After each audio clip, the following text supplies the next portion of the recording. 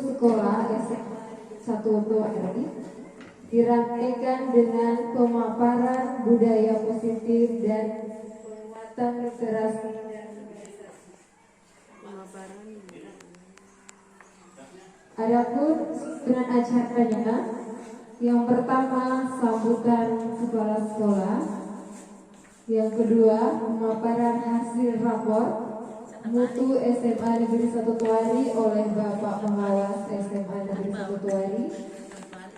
Acara ketiga pemaparan budaya positif dalam penguatan literasi dan organisasi. Kemudian yang terakhir istirahat atau penutup. Baik, acara terserahkan kepada kepala sekolah. Warahmatullahi wabarakatuh. Selamat pagi dan salam sejahtera buat kita semua. Izinkan saya untuk memaparkan hasil pemahaman dan pengamalan penerapan budaya positif di sekolah dan nantinya akan disandingkan dengan kegiatan positif berupa pembiasaan literasi dan numerasi sebelum kegiatan proses belajar mengajar di kelas.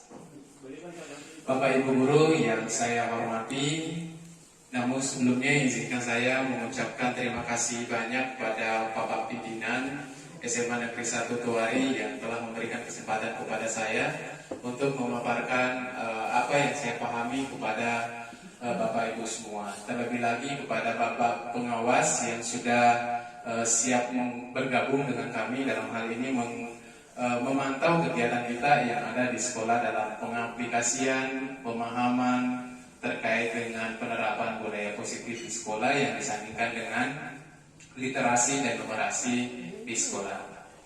Baik Bapak Ibu guru hebat atau Bapak Ibu yang saya hormati, di sini saya akan mencoba untuk memperkenalkan terkait dengan budaya positif terlebih dahulu, karena nantinya ketika kita menjadi pengajar atau guru yang positif, maka secara otomatis akan mudah nantinya mengaplikasikan kepada anak-anak didik, memberikan pembiasaan kepada anak-anak didik itu melalui dari diri kita dulu. Begitu kira-kira Bapak Ibu ya.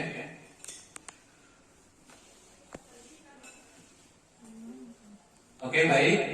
Di sini ada konsep utama yang terkait dengan modul positif, karena ini ada kaitannya dengan pembelajaran guru penggerak. Kebetulan saya juga adalah salah satu di sana. Jadi di sini yang pertama itu pembelajaran dengan paradigma baru. Kemudian disiplin positif, kebutuhan dasar manusia, motivasi perilaku manusia, disiplin dengan identitas gagal, posisi kontrol restitusi, keyakinan kelas, dan kemudian ke-8 restitusi segitiga atau segitiga restitusi. Jadi pada kesempatan kali ini nanti kita akan mengantar bagaimana caranya supaya anak-anak itu bisa membiasakan diri dalam hal ini perilaku-perilaku positifnya. Baik Bapak Ibu, kita lanjut. Di bagian pertama tadi pembelajaran dengan paradigma baru. Seperti kita pahami bersama bahwa pembelajaran dengan paradigma baru ini dirancang berdasarkan prinsip pembelajaran yang diinginkan dan diferensiasi sehingga setiap siswa belajar sesuai dengan kebutuhan dan tahap perkembangannya untuk mewujudkan profil belajar Pancasila. Ya Bapak Ibu ya. Jadi di sini pembelajaran dengan paradigma baru. Jadi kita sebagai seorang guru dituntut memang untuk mewujudkan kebutuhan siswa. Ya. Kita dituntut untuk mewujudkan kebutuhan siswa baik secara baik sesuai dengan kodrat alam maupun kodrat zamannya. Itu Bapak Ibu ya. Next, kita bergeser. Nah, di sini ada disiplin positif. Bapak Ibu coba kita perhatikan di layar monitor bahwa di sini disiplin positif ada ada penguatannya, di mana disiplin merupakan melakukan sesuatu untuk mendapatkan kepatuhan. ya, melakukan sesuatu untuk mendapatkan kepatuhan, dan kita cenderung menghubungkan dengan kata disiplin ini ketidaknyamanan. Ya, maksudnya terkadang kita melakukan hal-hal untuk mendisiplinkan anak-anak, tetapi terkadang juga anak-anak itu merasa bahwa wah, ini kayaknya sesuatu yang membuat saya kurang nyaman karena nantinya pasti akan ada aturannya, akan ada konsekuensinya, akan ada hukuman yang akan bisa kita dapatkan. Lanjut, tujuannya adalah meningkatkan kedisiplinan daripada anak didik kita sehingga mereka bisa berperilaku dengan mengacu pada nilai-nilai kebajikan universal dan memiliki motivasi intrinsik bukan ekstrinsik. Jadi tujuannya di sini Bapak Ibu, membudayakan atau membiasakan anak-anak berpikir positif bukan karena kita sebagai kita bertujuan mengharapkan kepada anak-anak itu budaya positifnya selalu muncul dari dirinya, bukan dari orang lain, bukan dari pengaruh dari orang lain. Semisal, ya, ada anak-anak itu yang ingin berperilaku baik, misalkan dia ingin disiplin karena ada pengaruh dari luar.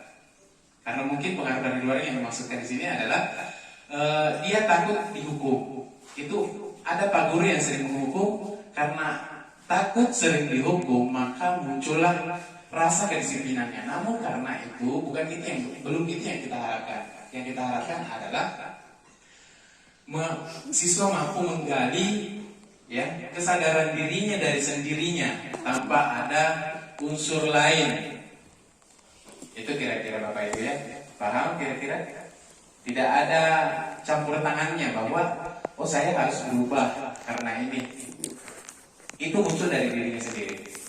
Lanjut. Untuk kedisiplinan positif merupakan salah satu atau cara penerapan disiplin yang bertujuan untuk menumbuhkan kesadaran serta mempercayakan anak untuk melakukan sesuatu tanpa sogokan, ancaman ataupun hukuman. Ini yang saya maksud tadi. Ya. Tidak ada misalkan, kamu harus begini, ya kamu harus lakukan ini. Anak-anak melakukan itu karena ada perintah, karena ada semacam ancaman, karena ada sogokan, misalkan ada iming-iming yang dilakukan, ada misalkan guru, lakukan ini kamu nanti saya kasih nilai banyak, nilai besar. Itu yang tidak bisa, yang tidak boleh. Karena kenapa? Membiasakan nantinya anak-anak ketika nanti kita tidak iming-imingkan mereka tidak akan berbuat. Sampai di situ bisa dipahami kira-kira Bapak Ibu ya. Lanjut, ya, kebutuhan dasar manusia. Ya, jadi di sini kebutuhan dasar manusia, ya nanti kita akan sandingkan dengan literasi dan numerasinya kita Bapak Ibu. Kita penuhi dulu ini keinginannya kita benahi dulu positif-positif yang ada di sekolah, baru kita bergeser ke sana. Kebutuhan dasar manusia, di mana kebutuhan dasar manusia yang melatar belakangi itu perilaku manusia, diantaranya kebutuhan dasar psikologis atau berkaitan dengan fisik untuk bertahan hidup. Misalkan mereka memenuhi kebutuhan untuk hidup, mereka mau makan, ya kan? Paham Bapak Ibu ya? Kebutuhan untuk bertahan hidup. Kemudian kedua, kebutuhan kasih sayang dan rasa diterima. Maksudnya di sini anak-anak itu butuh rasa kasih sayang, butuh juga untuk diterima di lingkungannya. Begitu kira-kira Bapak. Kemudian yang ketiga, ya semisal ini ya, semisal di poin kedua itu kan kita sering melihat atau mendengar bahwa ada anak-anak yang kayak misalkan mau diperhatikan, betul tidak? Di dalam ruang kelas misalkan ada Pak Guru begini, kira-kira ini ya, itu mereka cari-cari perhatian itu. Mereka butuh kasih sayang dan juga butuh perhatian dan merasa diterima. Kemudian yang ketiga, kebutuhan akan penguasaan. Jadi di sini kebutuhan akan penguasaan adalah terkadang kita melihat anak-anak itu memiliki keinginan atau merasa berkuasa. Misalkan kelas 3 merasa berkuasa bahwa kita punya adik-adik, kita tidak boleh ditekan sama adik-adik kita. Itu yang dimaksudkan di sini. Mereka itu punya kebutuhan yang seperti itu, dan kita mesti harus mengetahui hal itu. Dan upaya kita untuk mengkoordinir itu ya tergantung dari kita semua Bapak Ibu. Lanjut, kebutuhan kebebasan. Di sini kebutuhan kebebasan juga yang dimiliki manusia, cenderung pada anak-anak kita yang menginginkan sesuatu hal yang bebas. Kemudian kebutuhan kesenangan. Saya rasa itu jelas sekali. Lanjut, motivasi perilaku manusia.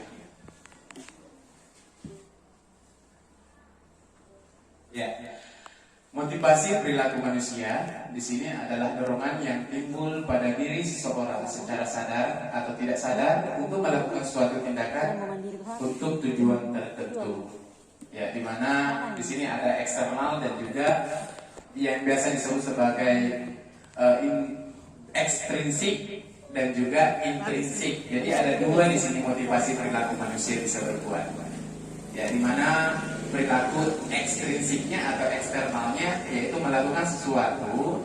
Ya, biasanya anak-anak ini seperti ini Bapak Ibu, cenderung melakukan sesuatu menghindari ketidaknyamanan. Karena biasanya sebagai contoh, murid melakukan kedisiplinan karena takut dihukum. Itu tadi karena eksternalnya, ada pengaruh, ada yang menyebabkan dia menjadi disiplin. Ada dia rasa takut. Saya harus disiplin karena kalau saya tidak disiplin nanti saya dihukum. Itu Bapak Ibu ya. Dan itu yang akan kita berusaha untuk hindari. Kita berupaya untuk mencarikan definisinya nanti. Kemudian yang bagian kedua, mendapat imbalan. Nah ini Bapak Ibu ya, imbalan tadi ketika anak-anak itu sudah tidak dapat imbalan, tidak ada nih semacam hadiahnya, maka siswa tersebut itu sulit untuk melakukan ke depannya hal-hal yang baik. Karena kenapa? Ya kebiasaan yang biasa dilakukan ketika melakukan sesuatu, mengharapkan anak melakukan sesuatu, ada imbalannya baru mereka berusaha atau berbuat. Nah nanti kita bandingkan yang mana yang bagus, intrinsik atau ekstrinsik. Nah kita bergeser kepada intrinsik. Jadi di sini intrinsik adalah menghargai nilai-nilai kebajikan yang muncul dari dalam dirinya sendiri. Contoh, membiasakan siswa menanamkan disiplin positif agar mampu memiliki kesadaran tentang nilai-nilai kebajikan universal tadi. Misal gotong royong. Nah, mereka muncul dari dirinya sendiri rasa gotong royong itu. Semangatnya muncul dari dirinya sendiri tanpa ada dari luar. Gitu Bapak ya. Kemudian serta itu kemudian bisa bertanggung jawab. Ya. Ya, disiplin dengan identitas gagal. Coba kita perhatikan sini Bapak. Disiplin dengan identitas gagal, ya, hukuman dan penghargaan. Itu tadi.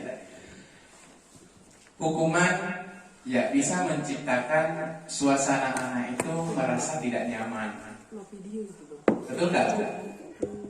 Ya kalau misalkan kita ini berlakukan sebagai kita seorang siswa, kalau kita sering dihukum merasa nyaman nggak? Tidak kan? Nah, begitu pula dengan anak-anak kita. Lanjut. Murid merasa takut, ya jelas takut Bapak Ibu. Ketika kita selalu menghukum mereka, selalu memberikan hukuman kepada mereka, ya pasti akan takut. Kemudian hukuman itu terkadang anak-anak itu merasa terpaksa melakukan, merasa dipaksa.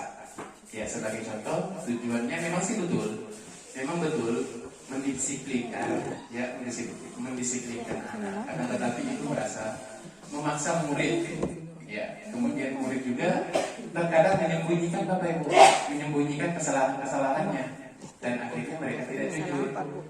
Sering terjadi kan? Ya, karena mungkin kita sering menghukumnya dan kita melakukan hal yang memaksa, ya, sampai kita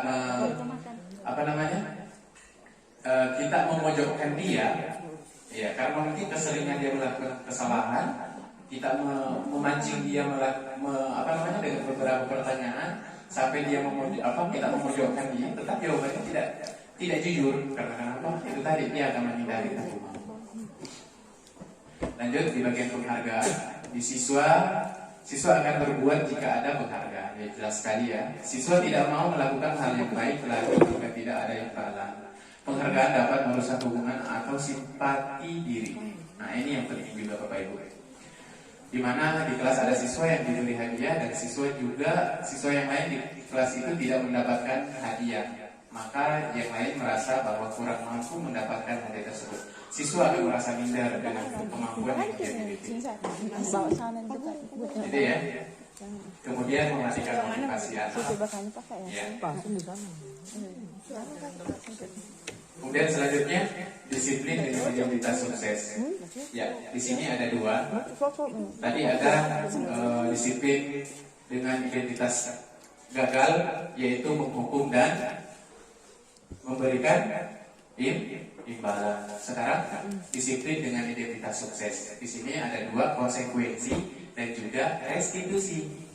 Ya, dimana konsekuensi di sini siswa lebih dibebankan atau lebih diarahkan kepada mereka untuk bertanggung jawab, Bapak Ibu, bertanggung jawab atas kekeliruan atau kesalahan yang mereka lakukan. Ya, semisal siswa dengan tidak sengaja membuang sampah sembarangan, konsekuensinya apa? Ya, konsekuensinya buang sampah di tempat yang sudah ditentukan. Itu Bapak Ibu ya. Oke, lanjut kita bergeser ke restitusi. Nah, restitusi ini mungkin jarang kita dengar dan mungkin nantinya restitusi ini sebenarnya ya kayak bagaimana pemahamannya atau mungkin penerapannya yang seperti apa. Nah, di sini restitusi merupakan konsep disiplin yang muncul dari intrinsiknya, di mana siswa diharapkan mampu bertanggung jawab, menyadari kesalahannya. Ya, siswa lebih menghormati dirinya dan orang lain. Siswa mampu mengontrol dirinya dan kemudian siswa mampu bersemangat untuk memperbaiki dirinya.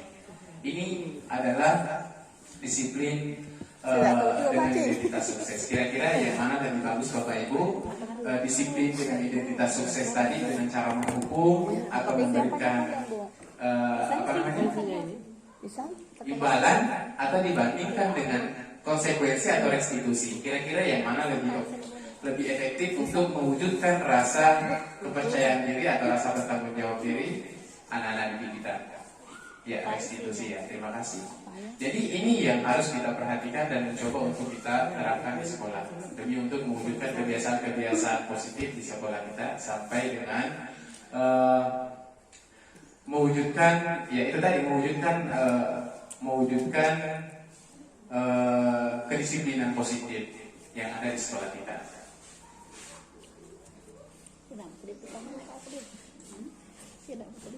Baik, di sini ada pendekatannya Bapak Ibu ya, pendekatan restitusi. Jadi pendekatan restitusi di sini merupakan sebuah cara untuk menanamkan disiplin positif pada murid. Restitusi itu merupakan proses menciptakan kondisi penting bagi murid untuk memperbaiki kesalahan mereka. Ya, kesalahan mereka sehingga mereka bisa kembali pada kelompoknya dengan karakter yang lebih kuat. Ya, dimana ciri-ciri restitusi di sini Bapak Ibu yaitu belajar menembus kesalahan dari sebuah kesalahan. Itu ya, belajar menembus kesalahan dari dirinya sendiri. Ya, memperbaiki hubungan ini adalah ciri-ciri restitusi. Ya. Kemudian tawaran bukan paksaan. Kita menawarkan. Nah, bagaimana caranya kalau seumpama ini ya? Misalkan saya kasih satu contoh kasus kebiasaan melanggar misalkan. Ya, karena melihat lingkungan kita ya rawan terkait dengan pelanggaran. Misalkan ya Anto ini datang terlambat di sekolah.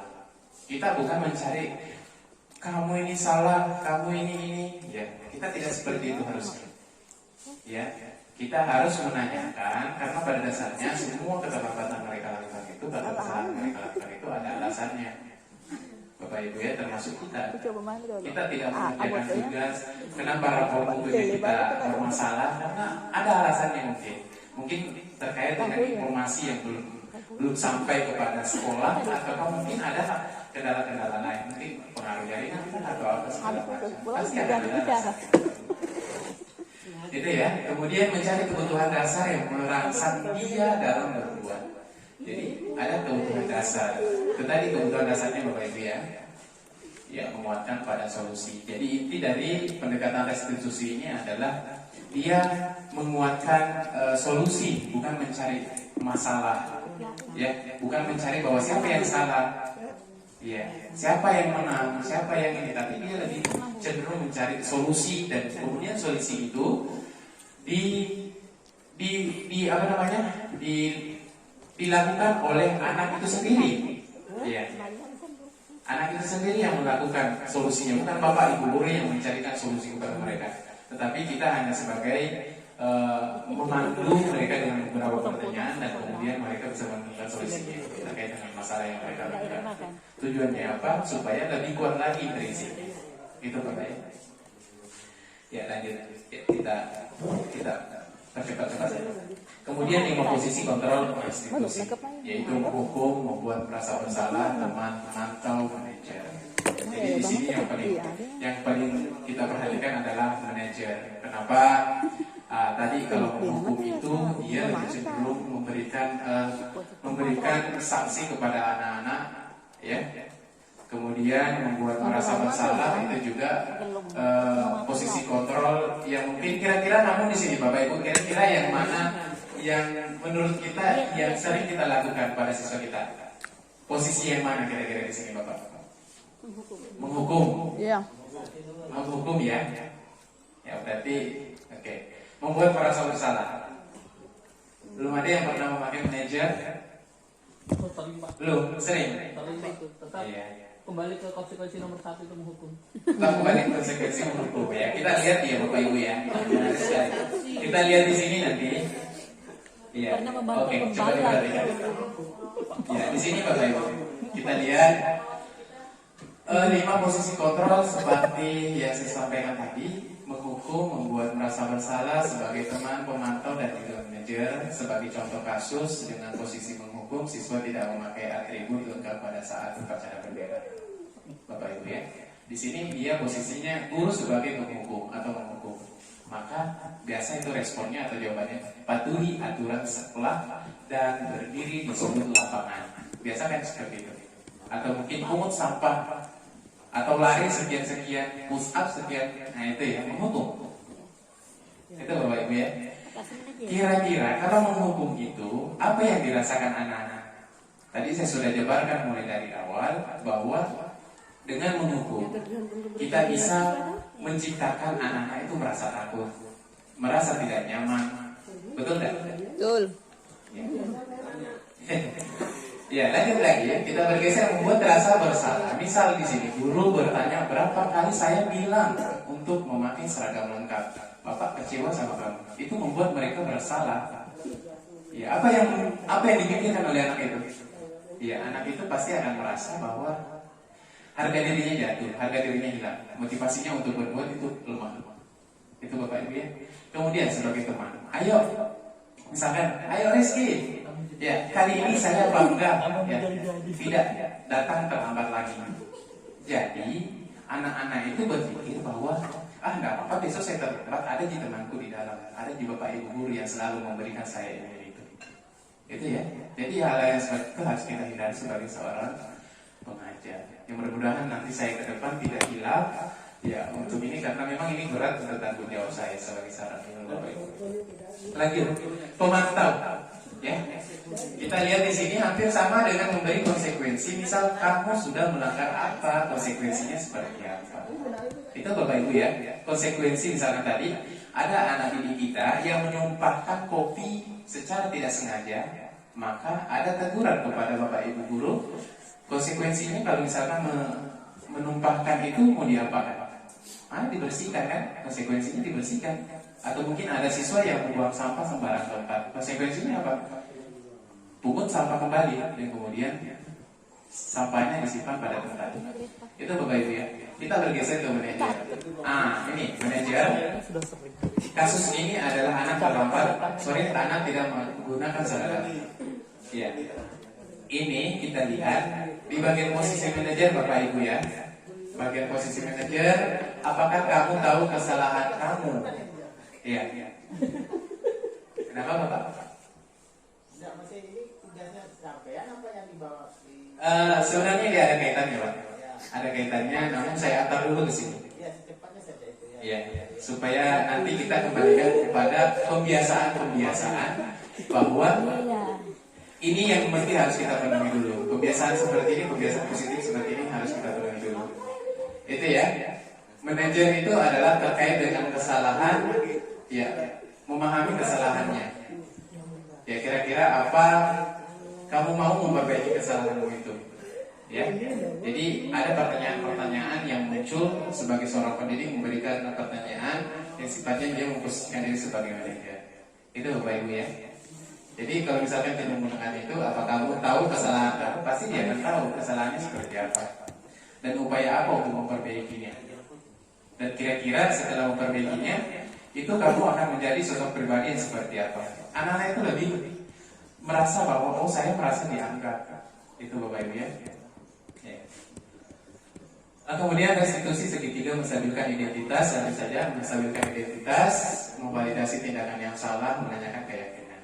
Jadi ada 3 poin di sini. Kita memang pernah melakukan kesalahan. Itu adalah contoh-contoh biasa yang ibu bapak guru itu biasa katakan ketika melakukan kesalahan anak-anak. Ya, kita memang pernah melakukan kesalahan. Kita harus melakukan hal yang terbaik untuk dari kita. Itu ya. Kemudian kita mengetahui bersama bahwa kesalahan yang dilakukan pasti ada alasannya itu tadi. Kemudian dari pelanggarannya kita kembalikan keyakinan atau kesepakatan yang sudah dibuat. Oke. Baik, dari terkait dengan budaya positif ini yang saya sampaikan, mungkin dalam penerapan disiplin positif hendaklah guru memiliki kepribadian profesional dan sosial yang baik di mana guru merefleksikan dirinya pada posisi kontrolnya saat ini, serta bagaimana menjadi seorang among atau posisi manajer yang mampu menuntun siswa menjadi insan yang mandiri, merdeka dan bertanggung jawab. Gitu ya. Semoga pada sesi untuk budaya positif ini kita membawa manfaat agar semuanya sehingga bisa mewujudkan pendidik profil pelajar Pancasila. Dan juga yang biasa disebut sebagai merdeka belajar, itu ya. Iya. Kita bergeser ke pembiasaan atau kebudayaan positif terkait dengan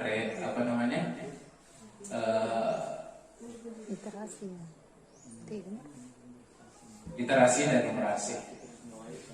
Ya, Bapak Ibu, di sini ya, kita akan paparkan terkait dengan kebiasaan literasi dan numerasi Bapak Ibu. Namun sebelumnya saya mengucap maaf karena pada dasarnya di sini kita sama-sama belajar Bapak Ibu ya. Yang saya sampaikan ini adalah apa yang saya sempat dapat dari kegiatan tersebut. Ya. Jadi mohon kiranya untuk disimak bersama-sama dan kita jadikan sebagai pembelajaran bersama. Iya. Kira-kira Bapak Ibu literasi itu apa sih literasi Bapak Ibu? Literasi itu apa sih? Membaca. Kemampuan apa? Membaca. Kemampuan atau pemahaman atau keterampilan apa Bapak Ibu? Membaca. Baik ya. Pintar semuanya ya Bapak Ibu. Hebat itu Bapak Ibu sampai satu hari ya. Luar biasa. Luar biasa. Oke.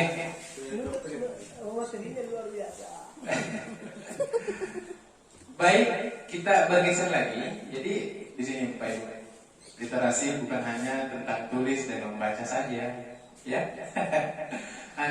Intinya adalah kemampuan mengolah informasi dari suatu teks.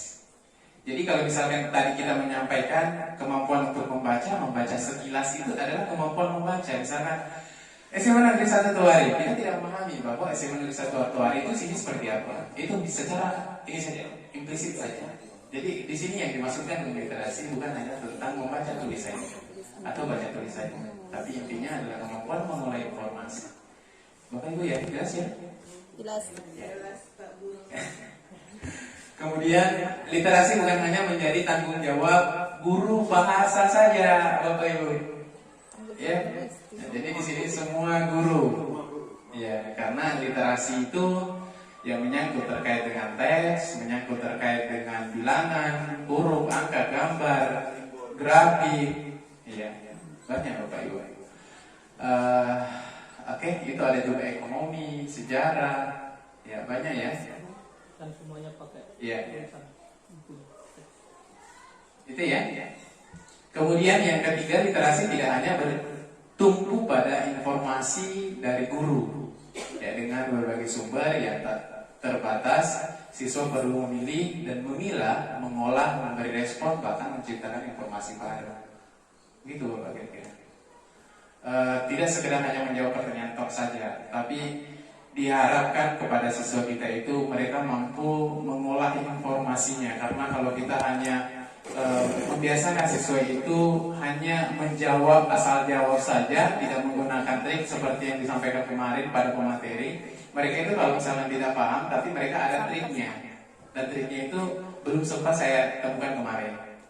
Ya, hanya sebatas materi-materi yang disampaikan secara umumnya. Dan itu sangat penting untuk kita semua, karena yang namanya manusia itu tidak memiliki kesempurnaan dan memiliki keterbatasan untuk berpikir. Lanjut, untuk keterampilan literasi adalah tuntunan keterampilan sumber daya manusia di abad 21. Ya. Jadi Bapak Ibu kemarin itu menyampaikan bahwa sebagai seorang guru itu memang kita harus membudayakan yang namanya budaya positif terkait dengan literasi dan numerasi. Karena kenapa? Sebelum melakukan kegiatan proses pembelajaran, kita membiasakan kepada diri kita itu untuk membaca dulu, menangkap informasi dulu. Tujuannya apa? Agar tidak menyesatkan mereka. Semisal yang terjadi sekarang kan ada ya, banyak yang terjadi sekarang. Ada bapak ibu itu misalkan kita mau pergi beli anti nyamuk, ibu bilangnya apa? Obat nyamuk. Obat nyamuk. Tapi kadang juga bisa menyebutkan saya mau beli baygon. Ternyata yang dikasih bukan saya mau beli baygon. Ternyata yang dikasih bukan baygon tapi HP. Itu ya? Ya. Nah, jadi di situ ada ketidaksesuaian, ada ketidakpemahaman antara literasi itu artinya kurangnya pemahaman atau kurangnya literasi yang ada di situ. Interaksi yang kurang literasi. Bapak Ibu ya. Jadi ini diperuntukkan untuk semua mata pelajaran, bukan hanya satu mata pelajaran saja. Begitu Bapak. Literasi itu untuk semua mata pelajaran. Bukan untuk bahasa Indonesia atau bahasa Inggris saja, tapi semua mata pelajaran. Ada tadi saya ini cuma KKM baru itu ada begini juga. Enggak pakai beli, vakum sebelumnya mana? Iya. Yang putih yang baru. Iya nih Pak. Iya. Dia terus terganggu ya, pemateri dari LPNP ini. Iya, jangan terlalu kita santai saja.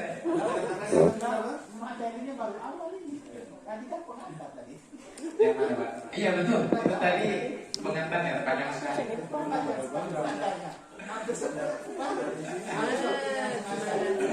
Iya baik. Baik ya Bapak Ibu ya. Ada kan tisu, Iya, ada katisu. Ini keringat ini. Basarin tisu ya, kasih dekat-dekat itu basah itu keringatnya. Basarin.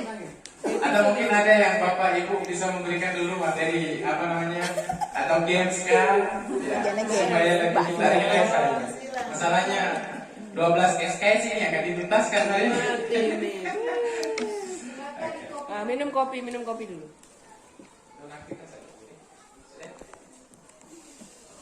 Full memori.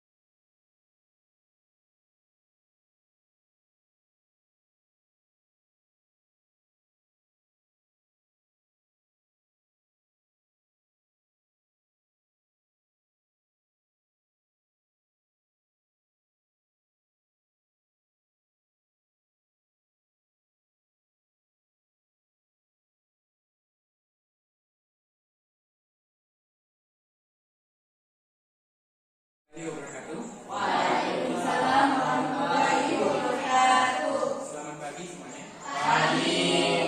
Masih semangat? Semangat. Dong. Bagaimana perasaannya kalian setelah hari ini adalah pertemuan awal di pembelajaran? Kalian sudah masuk kelas 3 ya? Oh ya, kelas 2. Sorry. Ya, selamat atas kenaikan kelasnya kalian. Namun untuk hari ini saya harap kepada kalian tetap semangat dalam belajar, meningkatkan pemahamannya kalian, budaya-budaya negatif yang kemarin-kemarin waktu di kelas 1 itu ditingkatkan. Hari ini kita akan kembali belajar untuk pembelajaran yang baru di kelas 2. Dan tentunya hari ini kita akan mencoba untuk membuat kesepakatan kelas. Ya, kesepakatan kelas. Dan sebentar silahkan ditulis hal-hal apa yang mesti harus kita lakukan ya ke depan. Nanti kalian tempel ke whiteboard atau ke papan tulis ya, satu persatu bisa. Ya, bisa di modelnya nanti kayak gini, ya boleh, atau mungkin dikasih begini juga tidak apa-apa. Terserah kreasinya kalian. Oke, silakan yang sudah selesai menulis hal-hal baik yang nantinya akan kalian lakukan, silakan ditempel ke depan. Silakan, belajar sekarang. Silakan. Satu ya. Oke. Bagus ya. Oke, lanjut. Begini itu ya Allah. Coba. Sudah? Oke, coba diperhatikan di sini kita sudah membuat satu catatan kecil di mana yang sudah ditempelkan ada dari rekan kita atau temannya kalian yang mengatakan jujur dan bertanggung jawab serta dapat dipercaya. Itu bisa disepakati? Jujur dan bertanggung jawab serta dapat dipercaya. Bisa? Bisa. Kemudian peduli. Oke, peduli kepada teman tentang kebersihan dan lain-lain. Oke, peduli ya. Kemudian ada menanamkan jiwa kekeluargaan antar sesama siswa. Bagus. Bisa disepakati yang itu? Bisa. Kemudian menyelesaikan tugas tepat waktu. Bagus ya, bertanggung jawab ya. Kemudian berani tampil di kelas saat belajar. Bagus sekali. Ya. Kemudian menghormati setiap guru yang sedang mengajar di kelas ataupun di luar kelas ya. Oke, bagus ya. Jujur dan sopan santun. Oke, bagus. Kemudian jujur sama ya, jujur itu baik, sama ya, Kesha ya. Kemudian tidak membuat keributan pada saat belajar, bagus. Disiplin, oke. Menjaga kebersihan kelas, bertanggung jawab serta disiplin. Oke, bagus ya. Oke. Sekarang kita telah mendapatkan hasil kesepakatan dan nantinya yang kalian buat ini tidak boleh lagi ada yang namanya melanggar aturan yang seperti ini, karena kita telah membuat kesepakatan yang sudah dibuat itu bukan berarti kita harus melanggar, tapi harus dijaga dan diindahkan. Paham ya anak-anak semuanya? Paham. Silakan. Oke, bagus.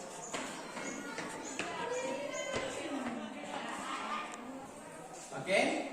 Bagus sekali ya, tepuk tangan dulu untuk kita semua.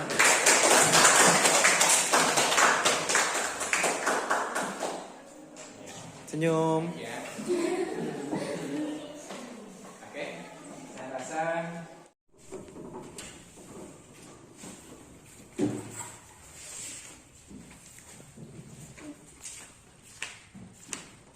halo Rizka.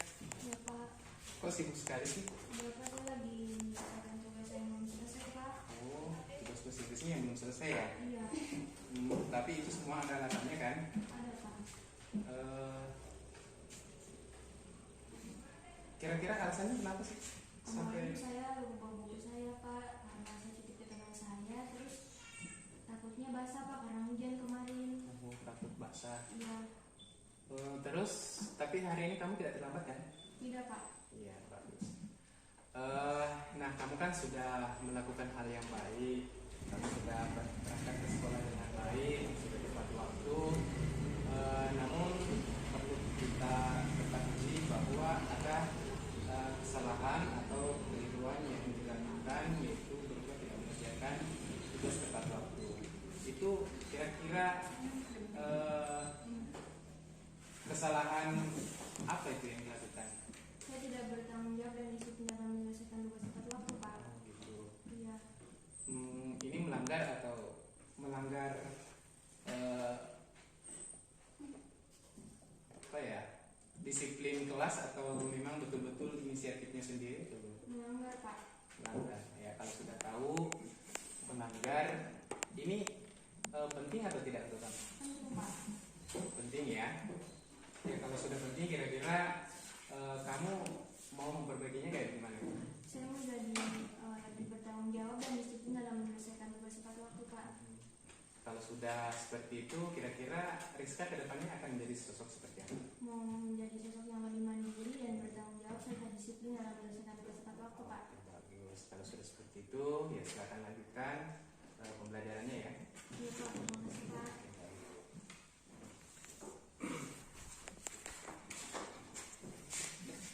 Jadi, saya perhatikan kamu hari ini, kok kamu datangnya terlambat dan tidak memakai sepatu, padahal kamu bertugas sebagai moderator untuk kegiatan kelas.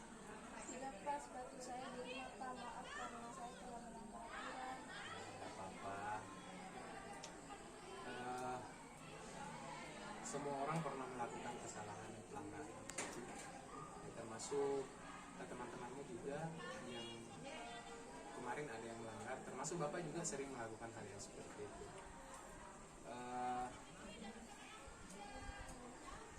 Kemudian ada juga yang kemarin itu di kelas sebelah yang tidak memakai sepatu dan kaos kaki, ya kan? Iya, Pak. Tapi saya takut dihukum dan juga malu, Pak. Ini tidak apa-apa. Semua kesalahan yang kamu lakukan hari ini pasti ada alasannya kan? Iya, Pak. Kemudian kesalahan apa yang dilakukan hari ini? Apakah keyakinan kelas atau memang kesalahan yang sifatnya merupakan pribadi yang suci? Keyakinan kelas, Pak. Apa? Nah, sekarang kita lihat lagi Suci terlambat dan tidak memakai sepatu, kemudian melanggar keyakinan kelas dan bukan merupakan prinsip Suci. Keyakinan kelas seperti apa Suci? Saya tidak disiplin waktu dan tidak melengkapi atribut. Tidak melengkapi atribut dan juga tidak disiplin waktu. Kira ini penting nggak sih? Penting, kira-kira kamu mau berbuat apa sih? Saya akan bangun lebih awal dan menyiapkan segala sesuatunya untuk tidak melanggar peraturan sekolah. Ah, benar nih. Ya, Pak. Benar. Ya, kira-kira kedepannya Suci kalau memang sudah melakukan yang seperti itu, Suci kira-kira menjadi pribadi yang seperti apa? Saya akan menjadi orang yang lebih disiplin, menjadi pribadi positif dan mandiri, Pak. Baik Suci, kalau sudah seperti itu, ya saya rasa ya, kamu bisa melakukan hal itu semua. Dan silakan bergeser ke ruangannya dan melanjutkan pekerjaan ya. Baik, Pak. Terima kasih. Silakan bergeser ke ruangannya. Sudah?